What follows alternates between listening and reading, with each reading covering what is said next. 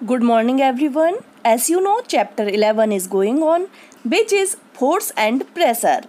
So our today's topic is 11.5. Force can change the shape of an object. Students, आपकी book में table 11.2 में कुछ example दिए गए हैं जिसमें शो किया गया है कि फोर्स किस प्रकार से ऑब्जेक्ट के शेप को चेंज करता है। मीन्स फोर्स अप्लाई करने पर ऑब्जेक्ट का शेप चेंज हो जाता है। फर्स्ट यहाँ पर दिया गया है a lump of dough on a plate. Students, आपने देखा होगा कि डॉव मीन्स गुथा हुआ जो आटा होता है उस पर यदि हम प्रेशर अप्लाई करते हैं तो उसका शेप चेंज होने लगता है।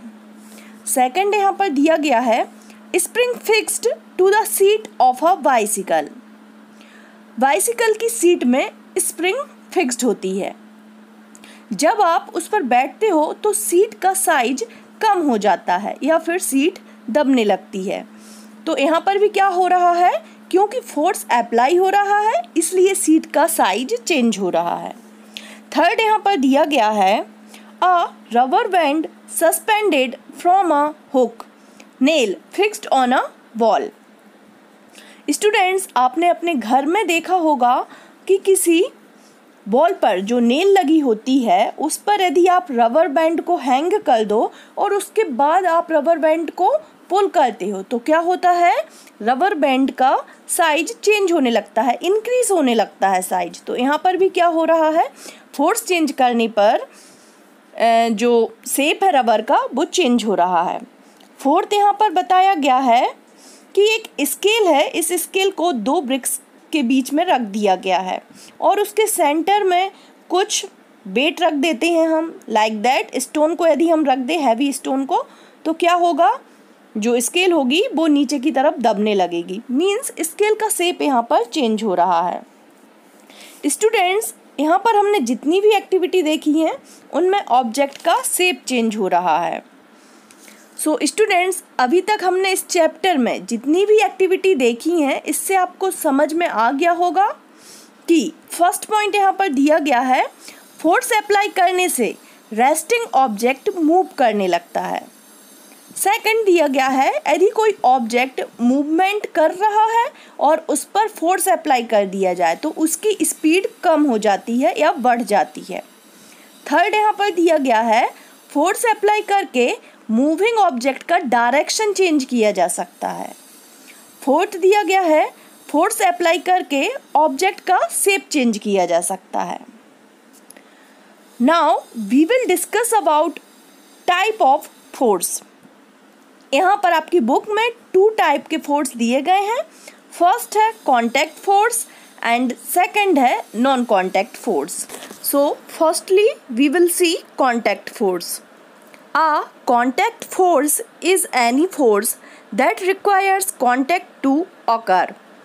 Means contact force वह फोर्स होता है जो दो ऑब्जेक्ट के बीच अप्लाई होता है, उसे हम कॉन्टैक्ट फोर्स कहते हैं। यहाँ पर हम muscular force and frictional force के बारे में पढ़ेंगे जो कि कॉन्टैक्ट फोर्स के एग्जाम्पल हैं। तो स्टूडेंट्स, कॉन्टैक्ट फोर्स में हम फर्स्टली मस्कुलर फोर्स को देखेंगे कि मस्कुलर फोर्स क्या होता है। Muscular force, when any force applied by using of muscles like arms और legs is known as muscular force. Means ऐसा फोर्स जिसको अप्लाई करने में हम अपनी मसल्स का यूज़ करते हैं उसे मस्कुलर फोर्स कहा जाता है। स्टूडेंट्स, क्या आप अपने हैंड का यूज़ किए बिना बुक, कॉपी या किसी भी ऑब्जेक्ट को टच कर सकते हो?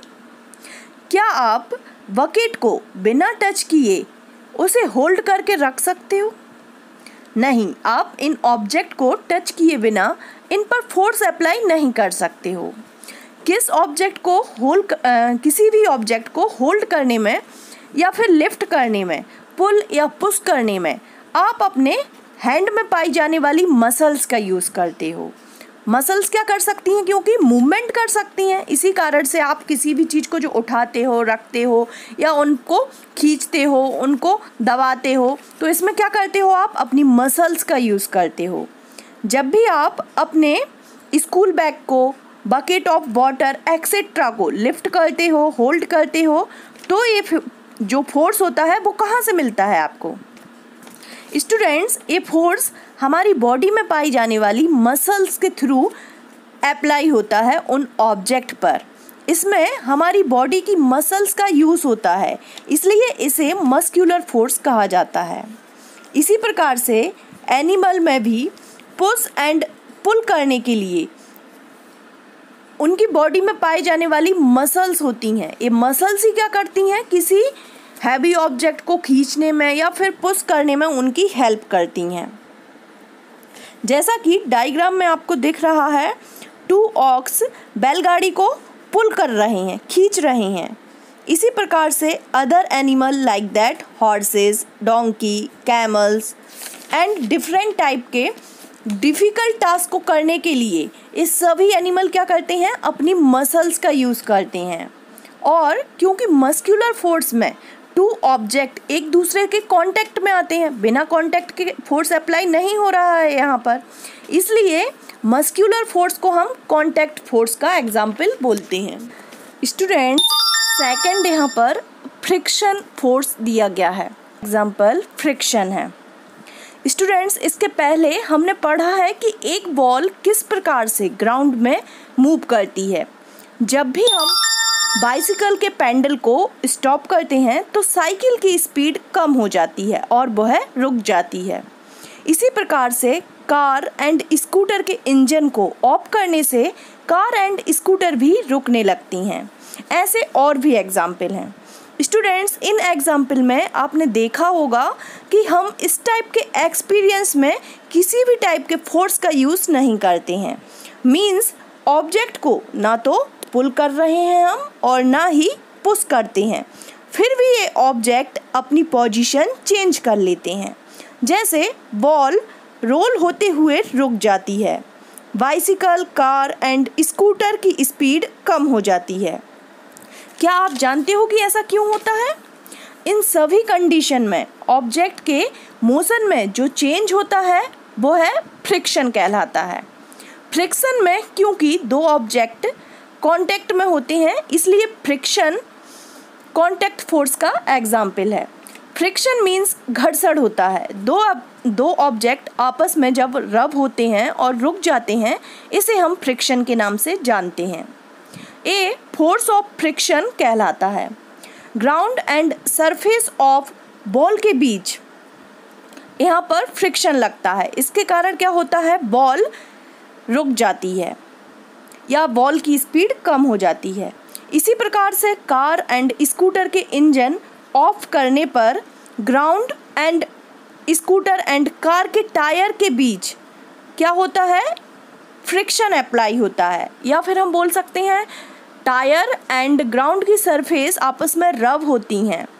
इन दोनों ऑब्जेक्ट के बीच लगने वाला जो फोर्स होता है उसके कारण ऑब्जेक्ट की पोजीशन चेंज हो जाती है। यहाँ पर हम किस ऑब्जेक्ट की बात कर रहे हैं, कार एंड स्कूटर, जो कि पहले क्या थे, मूव कर रहे थे, अब उनकी पोजीशन क्या है, रेस्टिंग पोजीशन है, क्योंकि वो रुक गए हैं। किसके कारण रुक गए हैं, फ्रिक्शन के कारण रुक गए हैं। स्टूडेंट्स, यहाँ पर आपको ध्यान देना है कि फोर्स ऑफ फ्रिक्शन हमेशा मूव करते हुए ऑब्जेक्ट पर ही अप्लाई होता है।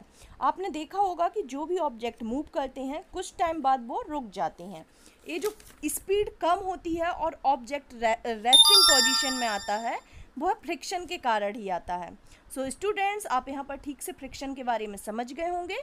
इसके बाद वाला जो चैप्टर है उसमें हम फ्रिक्शन की डिटेल स्टडी करेंगे। Now our next topic is non contact force. A non-contact force is a force which acts on an object without coming physically in contact with it। जिसमें 2 ऑब्जेक्ट एक दूसरे के contact में नहीं आते हैं, उसके बाद भी इनके बीच फोर्स अप्लाई होता है। इसे हम नॉन कॉन्टैक्ट फोर्स के नाम से जानते हैं। तो स्टूडेंट्स, यहाँ पर हम first magnetic force, second electrostatic force and third gravitational force की स्टडी करेंगे, जो कि नॉन कॉन्टैक्ट फोर्स के एग्जाम्पल हैं। फर्स्ट हम यहाँ पर देखेंगे मैग्नेटिक फोर्स। इस प्रकार के फोर्स में जिसमें दो मैग्नेट एक दूसरे के कांटेक्ट में आए बिना एक दूसरे पर फोर्स अप्लाई करते हैं, उसे हम मैग्नेटिक फोर्स कहते हैं।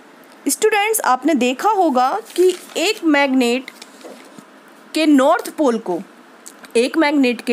पोल को जब दूसरे मैग्नेट के साउथ पोल के पास लाया जाता है तो थोड़ी दूरी पर ही रखने पर इनमें क्या होता है, एक मैग्नेट दूसरे मैग्नेट को अपनी तरफ अट्रैक्ट करने लगता है। मींस जो दूसरा मैग्नेट होता है वो मूवमेंट करने लगता है। तो यहाँ पर क्या हो रहा है, कांटेक्ट किए बिना ही दूसरा मैग्नेट क्या हो रहा है, मूवमेंट कर रहा है। यहाँ पर एक्टिविटी में 3 पेंसिल के ऊपर एक मैग्नेट को रखा गया है और दूसरी मैग्नेट के अपोजिट पोल को फर्स्ट मैग्नेट के पास में लाया जा रहा है, जिससे पेंसिल मैग्नेट जो कि पेंसिल के ऊपर रखी हुई है वो मैग्नेट क्या करने लगती है, दूसरी ऑब्जेक्ट को उसके पास में ले जाने पर वो दूसरी मैग्नेट की तरफ मूवमेंट करने लगती है। इस टाइप के नॉन कॉन्टैक्ट फोर्स को हम मैग्नेटिक फोर्स कहते हैं। सेकंड यहाँ पर इलेक्ट्रोस्टैटिक फोर्स दिया गया है। इसे भी जो इलेक्ट्रोस्टैटिक फोर्स है वो भी नॉन कॉन्टैक्ट फोर्स का एग्जाम्पल है। ऐसा फोर्स जो चार्ज ऑब्जेक्ट को अनदर चार्ज ऑब्जेक्ट या फिर अनदर अनचार्ज ऑब्जेक्ट के पास ले जाने पर उनके बीच अप्लाई होता है या उनके बीच लगता है, जिससे कि एक ऑब्जेक्ट क्या करने लगता है, मूवमेंट करने लगता है, उसे हम इलेक्ट्रोस्टैटिक फोर्स के नाम से जानते हैं।